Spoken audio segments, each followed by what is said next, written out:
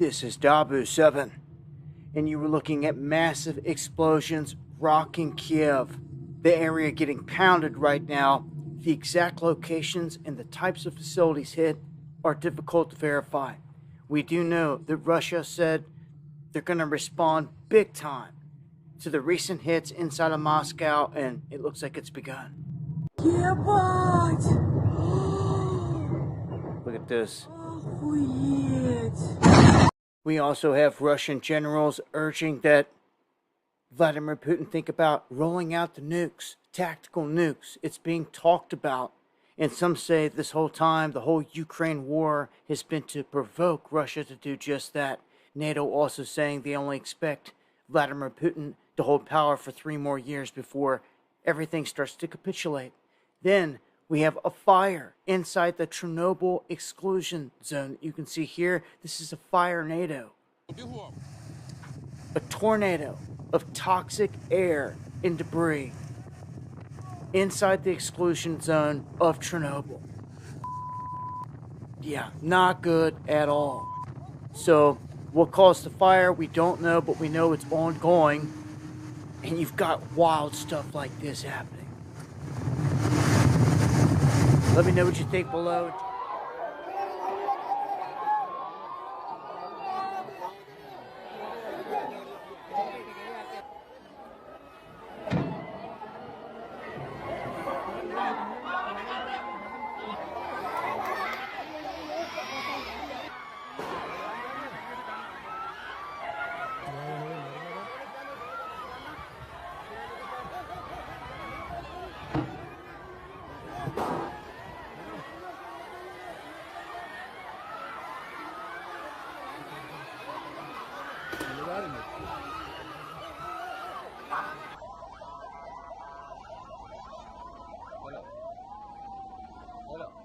On to China. It has carried out a rare submarine-launched missile test in the Pacific Ocean, drawing concern from countries across the region.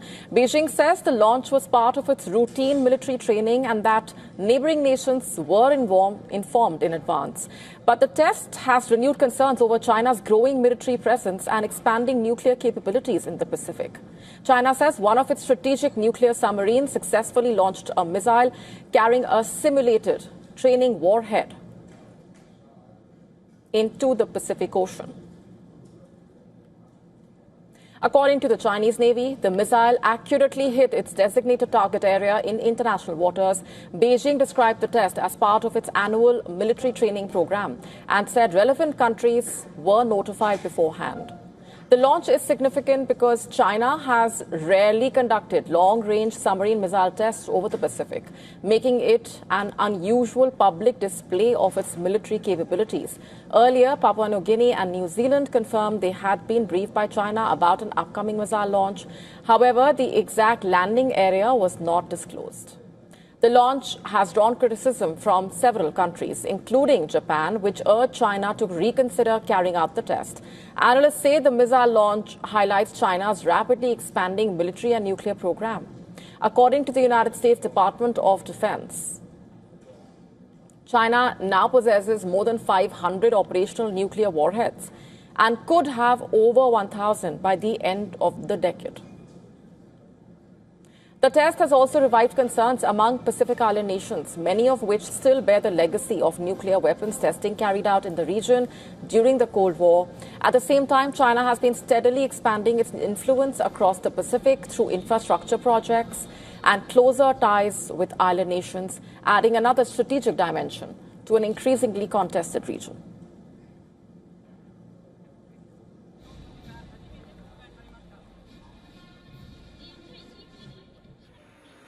But I want to welcome you to the Rose Garden, and today's a historic day as we begin America's 250th year. We're launching what's called the Trump Accounts. You've been hearing about it. And this was something that was made possible because of the great, big, beautiful bill. Otherwise, you couldn't do it. We got it approved. Ted Cruz is here, and he helped us a lot. And I want to thank you, Ted, and to ensure that every American child is born with a head start and a fair shot at the American dream, because by the time they're 18, they could have a lot of money. They go up with the market. Think what would have happened if we invested $1,000 in an account, even Brad and Mike, Susan, if we invested $1,000 in an account a year ago, it's like would have doubled.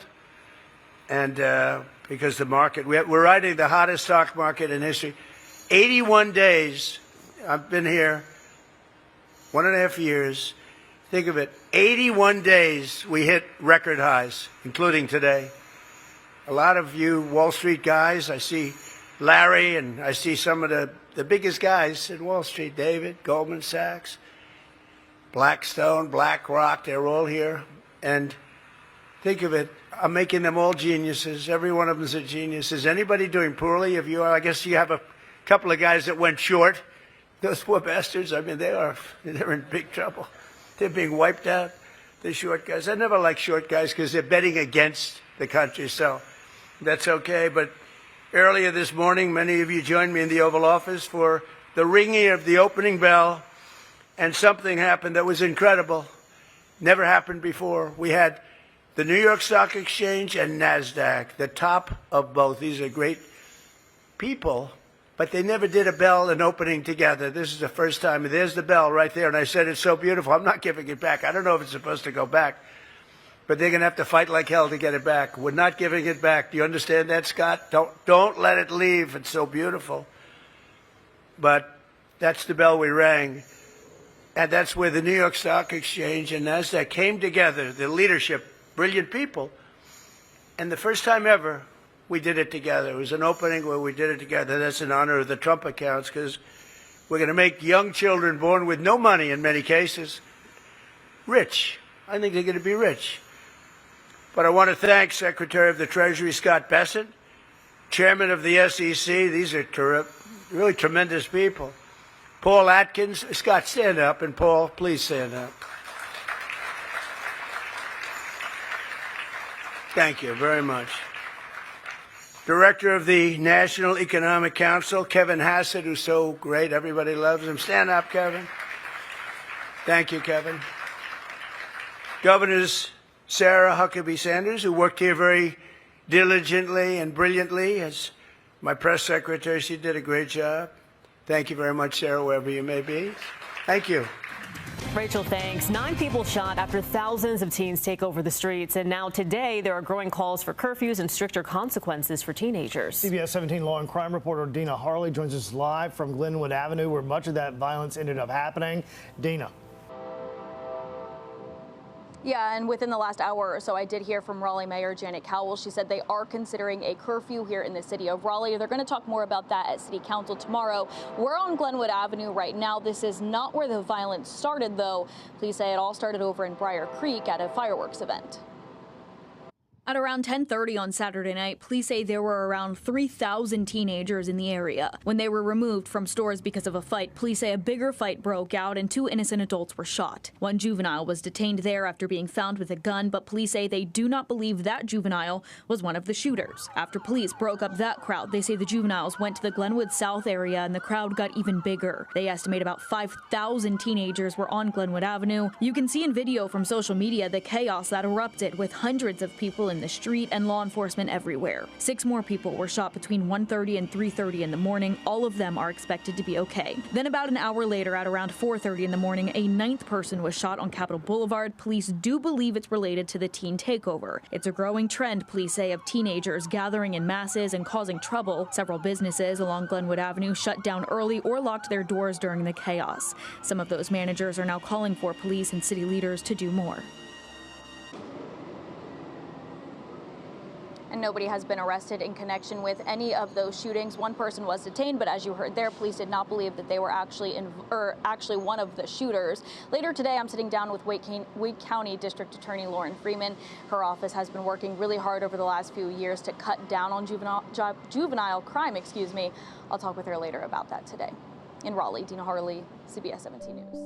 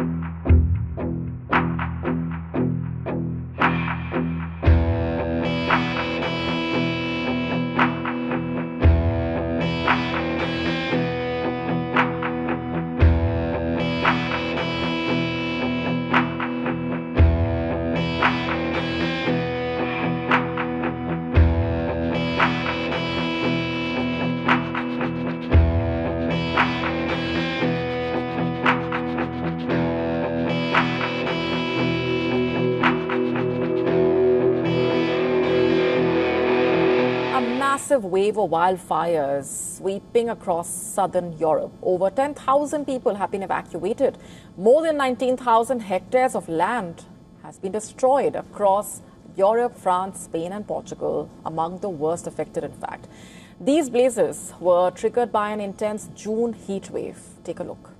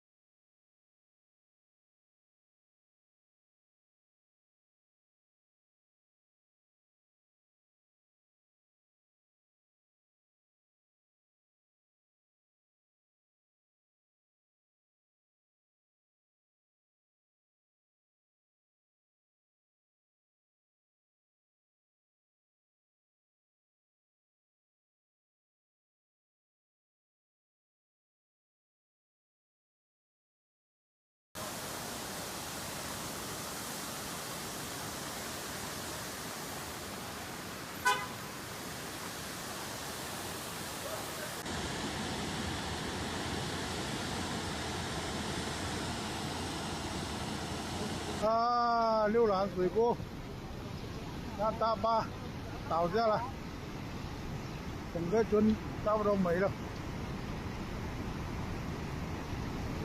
这六篮水锅。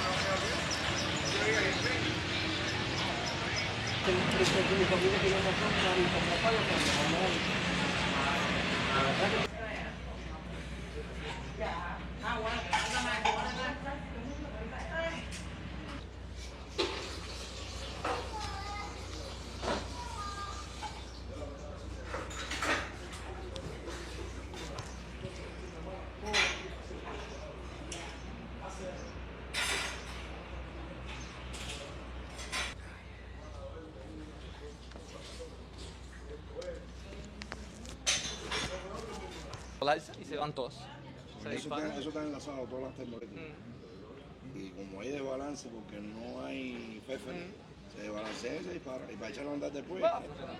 Coño, no iremos por el mar. Ya ahora se debe demorar 2-3 días a establecerse de nuevo el sistema, porque ahora empiezan poco a poco con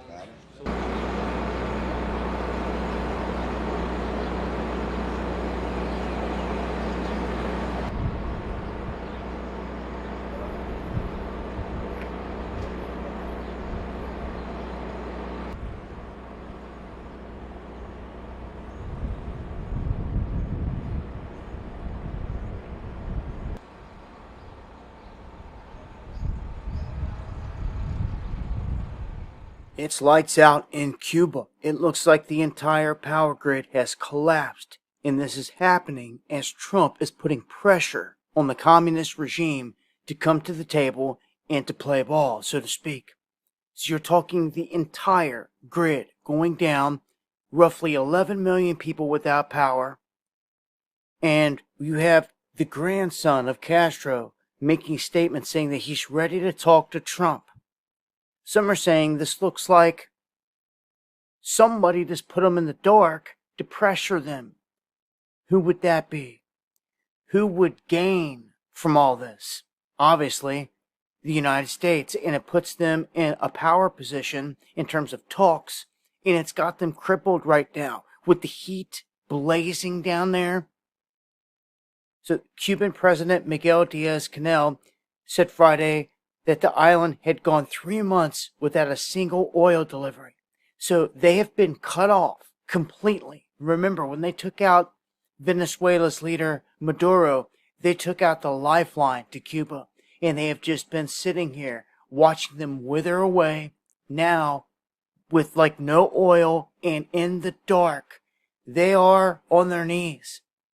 Either pure chaos is gonna bust loose in the streets against the government, or they're going to hold it together and they're not going to fall into the trap of the U.S. here. You've got to remember, this country has been through this for decades. The constant getting cut off from the world and the constant rolling blackouts, low supplies, and always at odds with our government. Maybe they can have some kind of deal that benefits the people here. That's all that one can hope for. But nothing is going to benefit anyone when it's the beast. Just be honest about it. Trump points a finger and wants to go to war somewhere, they go to war. But they know they can't just be dropping bombs everywhere. So they go in and they do things a little different. Just like Venezuela, and it looks like Cuba, they're handling different as well. Instead of just warfare and exchanging gunfire and all that, they've brought them to their knees again. And it will be interesting to see what kind of deal gets thrown out there and what goes down between the Trump administration and the leadership in Cuba. And we'll see how long this blackout lasts. Not a good situation. It's one to watch. I'll update as things change. And as I always say, when the grid goes down, you better be ready. When the grid goes down.